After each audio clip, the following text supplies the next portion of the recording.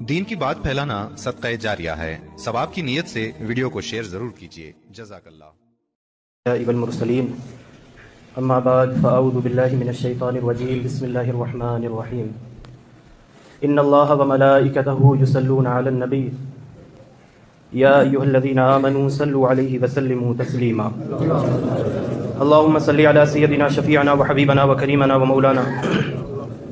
محمد وآلہ واصحابہ وبارک وسلم صلاۃ و سلام علیک یا سیدی یا رسول اللہ صلی اللہ تعالی علیہ وسلم۔ اللہ رب العزت کا بے پناہ شکر اور اس کا احسان ہے کہ اس کی توفیق سے ہم سب اللہ کے گھر میں اللہ کی بندگی کرنے کے لیے حاضر ہیں۔ مولا کریم ہم سب کی حاضری کو اپنی بارگاہ میں قبول فرمائے۔ ہم جس ملک میں آباد ہیں اس ملک کے حالات سے آگاہ ہونا اور بحیثیت قوم، بحیثیت امت ہمارے خلاف جو سازشیں کی جا رہی ہیں ان سے آگاہ ہونا اور ان سے بچنے کی تدبیر کرنا، کوشش کرنا، یہ ہم سب کا بنیادی فریضہ ہے۔ اور ہم کوئی کوشش تبھی کر پائیں گے جب ہم اپنے خلاف کی جا رہی سازشوں سے آگاہ ہوں گے۔ اگر ہم بے خبر ہوں گے، ناآشنا ہوں گے اور ہمیں علم ہی نہیں ہوگا تو پھر ہم ان سے بچنے کی کوئی تدبیر بھی نہیں کریں گے۔ اس لحاظ سے ہمارے دیش کی سنسد میں اسی مہینے دسمبر کی 8 تاریخ کو ایک گیت کے متعلق خصوصی بحث کا آغاز کیا گیا وندے ماترم کے حوالے سے۔ 150 سال اس کے مکمل ہوئے تو 8 دسمبر کو سنسد میں، یہاں کی لوک سبھا میں، اور پھر 9 اور 10 کو راجیہ سبھا میں اس پر گفتگو ہوئی۔ تو جو یہ گیت ہے وندے ماترم کا اور اس کے جو اشعار ہیں، جو بند ہیں، ان پر بحیثیت امت مسلمانوں کو کیا آبجیکشن ہے، اس کے متعلق اسلامی عقیدے کے حوالے سے قرآن و سنت کی روشنی میں اسلامی نظریہ ہمیں کیا عقیدہ فراہم کرتا ہے، تھوڑی سی گفتگو آپ حضرات کے سامنے میں رکھتا ہوں تاکہ آپ بھی آگاہ رہیں اور اپنی موجودہ اور آئندہ نسلوں کو بھی آگاہ کرتے جائیں تاکہ اس ملک میں انہیں کس طرح سے جینا ہے اس کے لیے وہ پہلے سے تیار ہوں۔ وندے ماترم سے مسلمانوں کو جو پریشانی ہے، اس کی جو ابتدا ہوتی ہے اور یہ جو گیت ہے، اس میں اگر ملک سے محبت، ملک سے وفاداری اور ملک کی خیر خواہی کا جذبہ اگر دیکھا جائے اس نظم میں یا اس گیت میں، تو ہمارے ملک کا جو گودی میڈیا ہے وہ بھی پروپیگنڈا کرتا ہے کہ مسلمانوں کو وطن کی محبت سے پریشانی ہے، لیکن بات یہ نہیں ہے۔ کسی بھی مسلمان کو ہندوستان کی محبت سے پریشانی نہیں ہے، بلکہ ملک سے محبت ہونا چاہیے، اور ملک سے محبت یہ فطری جذبہ ہے کہ انسان جہاں پیدا ہوتا ہے اس کو اپنی مٹی سے، اپنے آس پاس سے، اپنے ارد گرد سے، اپنے ماحول سے، ہر چیز سے اسے لگاؤ ہوتا ہے، اسے محبت ہوتی ہے۔ یہ ایک فطری چیز ہے، فطری جذبہ ہے۔ لیکن جب بات کرتے ہیں ہم اس نظم کی، اس گیت کی، تو اس کی جو ابتدا ہوتی ہے تو اسی کا آپ معنی اگر اٹھا کر کے دیکھیں تو اس کے معنی میں ہمارے اسلامی عقیدے کے لحاظ سے یہ خرابی لازم آتی ہے کہ جب وندے ماترم کہا جاتا ہے تو اس کا معنی ہوتا ہے یعنی دیش کو ماں کہہ کر کے مخاطب کر کے کہ اے ماں میں تمہاری وندنا کرتا ہوں۔ تو اللہ کو چھوڑ کر کے کسی اور کو نمن کرنا، کسی اور کی وندنا کرنا، کسی اور کی پوجا کرنا، کسی اور کی پرستش کرنا، یہ اسلامی عقیدے کے لحاظ سے کوئی چھوٹا سا بچہ بھی ہوگا تو اسے معلوم ہوگا کہ اللہ کو چھوڑ کر کے ایک مسلمان جو واقعی مسلمان ہے وہ اللہ وحدہ لا شریک کے علاوہ کسی اور کو نمن نہیں کر سکتا، کسی اور کی پوجا یا پرستش نہیں کر سکتا، کسی اور کی وندنا نہیں کر سکتا۔ رہی بات دیش سے محبت کی، تو دیش سے محبت، دیش سے وفاداری اور دیش کے ساتھ لگاؤ، یہ ہر دیش واسی کا کردار ہونا چاہیے، اور ہر مسلمان اپنے دیش کے ساتھ پریم کرتا ہے، دیش سے محبت رکھتا ہے، دیش سے عقیدت رکھتا ہے اور دیش کو ترقی کرتا ہوا، تعمیر کی اونچائیوں پر چڑھتا ہوا دیکھنا چاہتا ہے۔ لیکن محبت اور عبادت کو گڈمڈ کیا جا رہا ہے، مکس کیا جا رہا ہے۔ محبت دیش سے ہر مسلمان کرتا ہے اور ہر رہنے والا دیش واسی کرتا ہے، لیکن ہم دیش کی عبادت نہیں کرتے، اللہ کے علاوہ کسی اور کی پوجا نہیں کر سکتے، اللہ کے علاوہ کسی اور کی پرستش نہیں کر سکتے۔ یہ ہمارا جو موقف ہے وہ موجودہ حکومت کو سمجھنا چاہیے، لیکن جب کوئی سمجھنا نہ چاہے تو خیر انہیں تو نہیں سمجھایا جا سکتا، لیکن ہمیں سمجھنا چاہیے کہ ہمیں کیا کرنا ہے اور ہماری کیا باؤنڈریز ہیں اور کہاں تک ہمیں جانا ہے اور کہاں ہمیں نہیں جانا ہے۔ تو اسلامی عقیدے کے لحاظ سے کوئی جگہ ہو، کوئی شخص ہو، وطن ہو، دیش ہو، کوئی بھی چیز ہو، کسی کی بھی عبادت سوائے اللہ وحدہ لا شریک کے نہیں کی جا سکتی۔ اور نہیں کی جا سکتی تو نہیں کرنا ہے, اور کوئی ہم سے یہ کام نہیں کروا سکتا. آگے دیکھیں, وندے ماترم کا جو گیت ہے اس میں تقریباً 6 اشعار یا 6 بند ہیں, اور اس میں ہندو دیوی دیوتاؤں کی مثال دے کر کے اور ان کی مان لیجئے کہ درگا ماتا کی مثال دے کر کے, ان کی بہادری کی مثال دے کر کے اس گیت میں گویا کہ ہر پڑھنے والے کو یہ کہا جا رہا ہے کہ تم بھی انہیں اس طرح سے مانو جس طرح سے ہمارا عقیدہ ہے, اور ہم یہ کام نہیں کر سکتے اور کوئی بھی مسلمان یہ کام نہیں کر سکتا. آگے دیکھیں, یہ جو پوری نظم ہے, جو پورا گیت ہے, بات کی جاتی ہے وطن کے محبت کی, لیکن یاد رکھیں کہ آپ بھی اسی معاشرے میں رہتے ہیں, بہت سے ہندو دوست ہوں گے, ان کے بیچ اٹھنا بیٹھنا ملنا جلنا ہوتا ہوگا, تو آپ اس چیز کو واضح رکھیں کہ وطن سے محبت پر کسی مسلمان کو کسی طرح کا کوئی اعتراض نہیں ہے. ہر مسلمان وطن دوست ہے, محب وطن ہے, اور وطن سے محبت کرتا ہے, لیکن اس وطن کی یا اللہ کو چھوڑ کر کے کسی کی بھی عبادت نہیں کرتا. اس معاملے کو آپ کلیئر رکھیں اور واضح رکھیں. اور رہی بات ہماری سپریم کورٹ کی, عدالت عالیہ کی, تو اس نے بھی یہ فیصلہ پہلے ہی صادر کیا ہوا ہے کہ وندے ماترم گانا یہ کسی بھی بھارتی مسلمان کے لیے یا کسی بھی بھارتی کے لیے یہ لازم نہیں ہے, ضروری نہیں ہے, یہ دیش بھکتی کا کوئی سرٹیفکیٹ نہیں ہے. اس کے ساتھ ہی کسی کو یہاں کا قانون, یہاں کی عدالت یہ اجازت نہیں دیتی کہ کسی کو مجبور کیا جائے اپنی دیش بھکتی کو ثابت کرنے کے لیے کہ جب وہ وندے ماترم گائے یا اس کا نعرہ لگائے تبھی اس کو دیش بھکت سمجھا جائے. تو کوئی خاص نعرہ, کوئی خاص جملہ, کوئی خاص گیت یہ کسی کی دیش بھکتی کا ثبوت یا سرٹیفکیٹ نہیں ہے. آگے ہمارا جو ملک ہے یہ دھرم نرپیکشتا کی بات کرتا ہے, تو جب یہ دھرم نرپیکش راشٹر ہے تو عقل کے اندھوں کو یہ سمجھنا چاہیے کہ ہر آدمی وطن سے محبت کرتا ہے, لیکن اپنے اپنے عقیدے کے دائرے میں رہتے ہوئے, اپنی اپنی آستھا کے مطابق. اب ہم بات کرتے ہیں حضرت سیدنا ابراہیم علی نبینا وعلیہ الصلوۃ والسلام کی, کہ ہمارا یہ دیش ہے. حضرت ابراہیم علیہ الصلوۃ والسلام نے جس ملک میں, جس شہر میں اپنی نسل کو آباد کیا, اس کے لیے انہوں نے کیا دعائیں کی, تو اسی لحاظ سے ہمیں اپنے ملک سے کس طرح سے محبت رکھنا چاہیے اور اس کے لیے کس طرح کی دعائیں کرنی چاہیے. سیدنا ابراہیم خلیل اللہ سید الموحدین, جو اللہ کی وحدانیت کا اقرار کرنے والوں کے سردار ہیں اور شرک اور مشرکین کے سب سے بڑے دشمن ہیں. تو سیدنا ابراہیم علی نبینا علیہ الصلوۃ والسلام کیا فرماتے ہیں, اللہ تعالیٰ سے دعا کر رہے ہیں, وَإِذْ قَالَ إِبْرَاهِيمُ رَبِّ اجْعَلْ هَٰذَا بَلَدًا آمِنًا, شہر مکہ مکرمہ میں اپنی اولاد کو بسایا حضرت سیدنا اسماعیل علی نبینا علیہ الصلوۃ والسلام کو, تو انہیں وہاں پر جب چھوڑ دیا, اپنی زوجہ کو چھوڑ دیا اور انہیں آباد کر دیا, اللہ کا گھر تعمیر کیا, کعبہ بنایا, تو اللہ رب العزت کے حضور پھر دعا کے لیے اپنے دست دراز کیے, اپنے ہاتھوں کو اٹھایا, اور اپنے ہاتھوں کو اٹھا کر اللہ کے خلیل حضرت سیدنا ابراہیم علی نبینا علیہ الصلوۃ والسلام یہ دعا کرتے ہیں, رب اجعل هذا بلدا آمنا, اے اللہ اس سرزمین کو, اس شہر کو, اس ملک کو امن والا بنا دے, امن کا گہوارہ بنا دے. تو یہ دعائیں آپ دیکھتے جائیں, یہی ساری دعائیں ہمیں اپنے ملک کے لیے کرنا چاہیے, یا کوئی بھی انسان جو کہیں پر بھی رہتا ہے. یہ ابراہیم خلیل اللہ علیہ الصلوۃ والسلام کی سنت ہے کہ جس سرزمین پر آپ آباد ہیں اس ملک کی امن کے لیے, شانتی کے لیے دعا کرنا, یہ حضرت ابراہیم اللہ کے جلیل القدر نبی اور رسول کی سنت ہے. تو ہمیں بھی اپنے ملک کے لیے, ہندوستان کے لیے یہ دعا کرنا چاہیے کہ اے اللہ ہمارے اس ملک کو, ہندوستان کو امن کا گہوارہ بنا دے, شانتی کا مرکز بنا دے, اور اس کی شانتی کو بھنگ کرنے والے جتنے لوگ ہیں اے اللہ ان ظالموں اور ان بدبختوں کو حکومت کی کرسی سے ہٹا دے.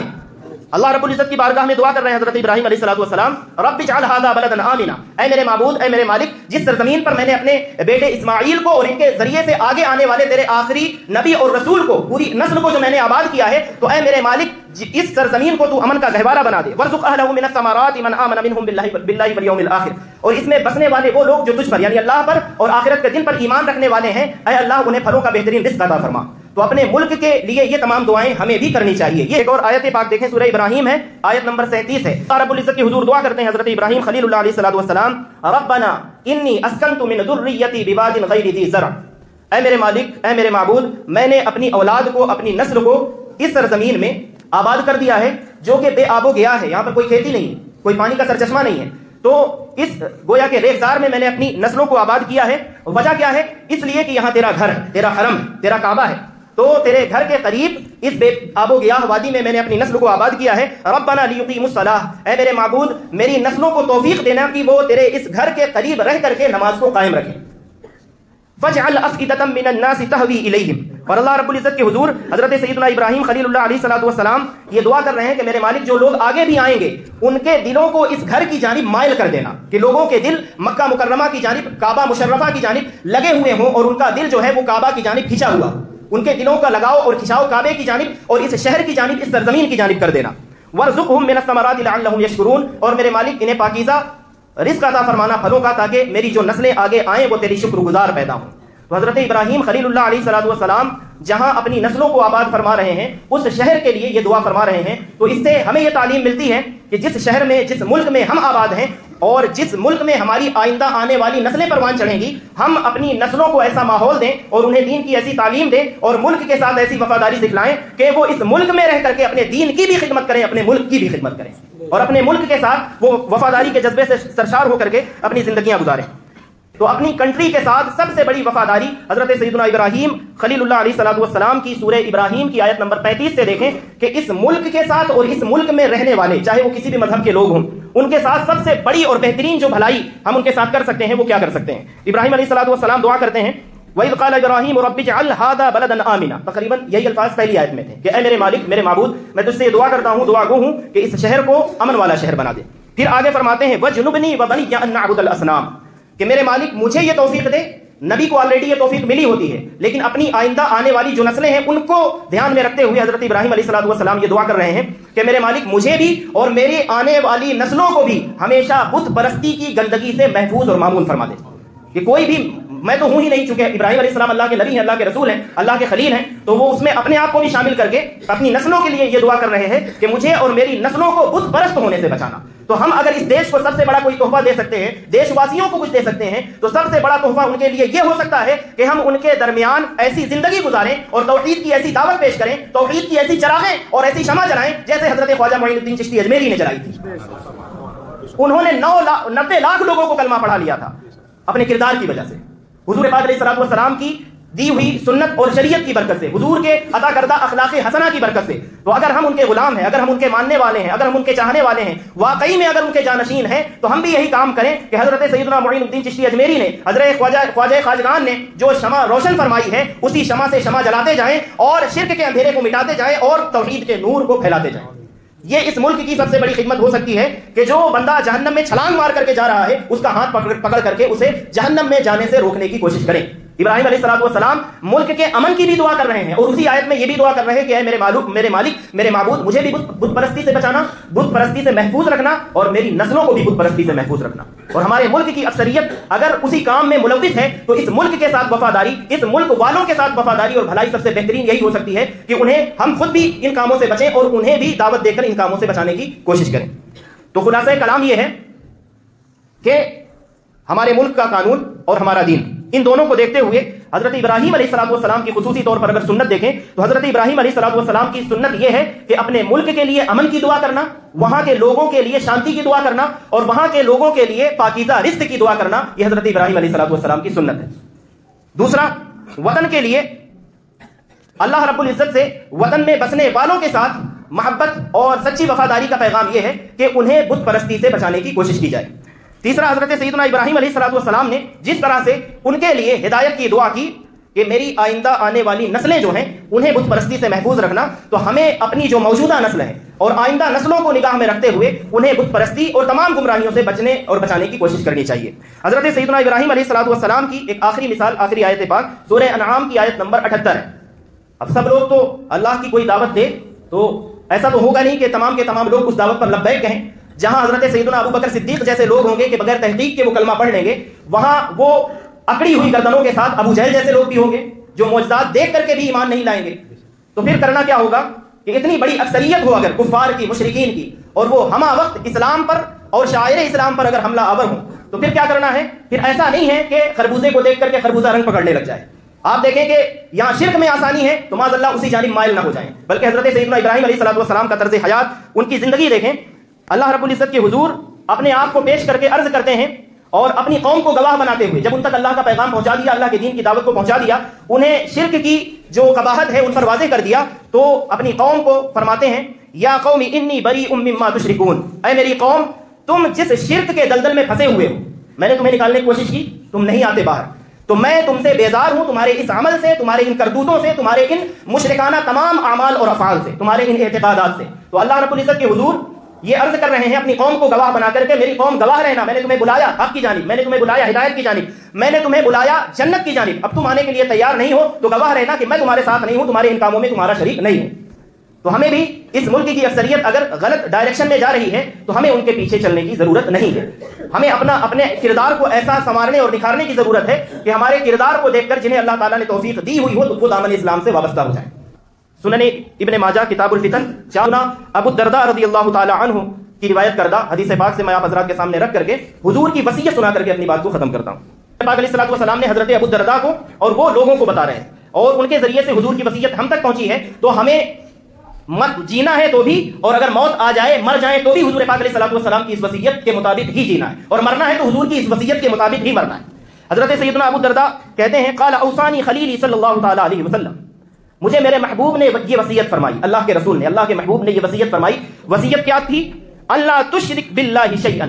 کہ میری وصیت یہ ہے ابو الدرداء تمہیں اور تمہارے واسطے سے جن لوگوں تک میرا یہ کلام میرا یہ فرمان پہنچے, میری تمام امتیوں سے, اپنے ان کلمہ پڑھنے والوں سے, اپنے غلاموں سے یہ میری وصیت ہے, یہ میرا ان تک پیغام ہے کہ اللہ کی ذات کے ساتھ, اس کی صفات کے ساتھ کبھی بھی کسی کو کہیں پر بھی شریک نہ ٹھہرائیں. اگر حالات ایسے آ جائیں, حضور نے فرمایا وَإِن قُطِّعْتَ وَحُرِّقْتَ, اللہ کے ساتھ کبھی کہیں کسی کو شریک نہ ٹھہرانا, اگرچہ تمہیں ٹکڑے ٹکڑے کر دیا جائے, اگرچہ تمہیں جلا دیا جائے. تو اگر تمہیں زندہ جلا دیا جائے, تمہارے ٹکڑے ٹکڑے کر دیے جائیں, پھر بھی اللہ تعالیٰ کی ذات اور اس کی صفات میں کوئی سمجھوتا نہ کرو, کبھی اللہ کی ذات کے ساتھ کسی کو شریک نہ ٹھہراؤ. عقل کے ماروں کو, عقل کے اندھوں کو یہ سوچنا چاہیے کہ جب ہم اللہ رب العزت کی ذات کے ساتھ اپنے اللہ کے بعد جو سب سے برگزیدہ ہستی ہے حضور پاک علیہ الصلوۃ والسلام کی, جب ہم انہیں شریک نہیں ٹھہرا سکتے تو پھر کوئی اور چیز کی حیثیت کیا ہے کہ ہم اسے اللہ کے مقابلے میں لا کر کے کھڑا کریں. اللہ کے حضور کسی بھی شے کو, کسی بھی چیز کو نہیں رکھا جا سکتا. تو ہمارے ملک میں یہ جو بھی کوششیں ہو رہی ہیں اس سے آگاہی کے لیے آپ حضرات کے سامنے اسلامی نقطۂ نظر اور قرآن و سنت کی جو تعلیم ہے, جو روشنی ہے, اس کے مقابلے میں یہ پیغام میں نے حضور پاک علیہ الصلوۃ والسلام کی وصیت کی صورت میں بھی آپ تک پہنچا دیا ہے کہ اگر ہمارے ٹکڑے ہو جائیں, اگر ہمیں زندہ جلا بھی دیا جائے تو بھی ہم اللہ وحدہ لا شریک کے علاوہ کسی اور کے سامنے اپنی گردن یا اپنا سر جھکانے کے لیے تیار نہیں ہیں. بیساکھیوں پر چلنے والی حکومت تو کیا ہے, تم 400 پار نہیں 520 پار کرو اور جو کرنا ہے کرو, سر کے بل کھڑے ہو جاؤ, فرعون بن کر کے آ جاؤ, یزید بن کر کے آ جاؤ. تو جو تعلیم حضرت خواجہ خواجگان نے ہمیں دی تھی, جو تعلیم اللہ کے ولیوں نے دی تھی, اور اسلام کی وحدانیت کا چراغ اور اللہ کی وحدانیت کا جو چراغ ان بزرگوں نے, اللہ کے ولیوں نے روشن کیا تھا, ہم اس جھنڈے کو انشاءاللہ تعالیٰ صبح قیامت تک بلند رکھیں گے اور ہم ہمیشہ اللہ کی وحدانیت کا اقرار کرتے رہیں گے اور اس ملک میں اللہ کی وحدانیت کا اعلان کرتے رہیں گے. کوئی بھی بدبخت ظالم, کوئی فرعون بن کر کے آ جائے, حامان, شداد, نمرود, اور کوئی اس وقت کا ابو جہل بن کر کے آ جائے, نہ ہمیں کسی کی طاقت سے ہمیں کوئی بھی اندیشہ ہے, نہ کسی کے پاور کا ہمیں کوئی اندیشہ ہے. ہم اللہ وحدہ لا شریک کے آگے جب اپنی پیشانی ایک مرتبہ جھکا چکے تو یہ پیشانی اگر رکھی جائے گی تو صرف وحدہ لا شریک کے سامنے اس کے حضور ہی رکھی جائے گی. جب اس کے حضور یہ گردن جھک چکی تو پھر اس گردن میں اتنی اکڑ ہے کہ کوئی فرعون ہماری گردن کو اپنے سامنے نہیں جھکا سکتا. تو یہ ہمارا جو پیغام ہے اسلام کا, یہ دین کا, حضور پاک علیہ الصلوۃ والسلام کی وصیت کی شکل میں, کہ ہم کسی بھی شکل میں کسی کی وندنا, کسی کی پرستش, کسی کو نمن نہیں کر سکتے. یہ گردن جھکے گی تو صرف اللہ کے آگے جھکے گی. اللہ رب العزت کی بارگاہ میں یہ دعا ہے کہ مولا تعالیٰ عز و جل ہم سب کو, ہماری آئندہ نسلوں کو, موجودہ نسلوں کو توحید کے کانسیپٹ کو سمجھنے کی, حضور پاک علیہ الصلوۃ والسلام کے دامن کرم کے ساتھ وابستہ رہنے کی, اور حضور پاک علیہ الصلوۃ والسلام کی سچی عقیدت میں اور حضور کی پکی محبت میں جینے اور مرنے کی توفیق عطا فرمائے. آمین یا رب العالمین بجاہ سید المرسلین وما توفیق الا باللہ وآخر دعوانا الحمدللہ رب العالمین. ویڈیو دیکھنے کا شکریہ. اگر آپ چینل پر نئے ہیں تو سبسکرائب کر لیں اور ساتھ ہی ساتھ بیل آئیکن پر بھی کلک کر دیں تاکہ یوٹیوب ہماری ہر ویڈیو کا نوٹیفیکیشن سب سے پہلے آپ کو بھیج دے. جزاک اللہ.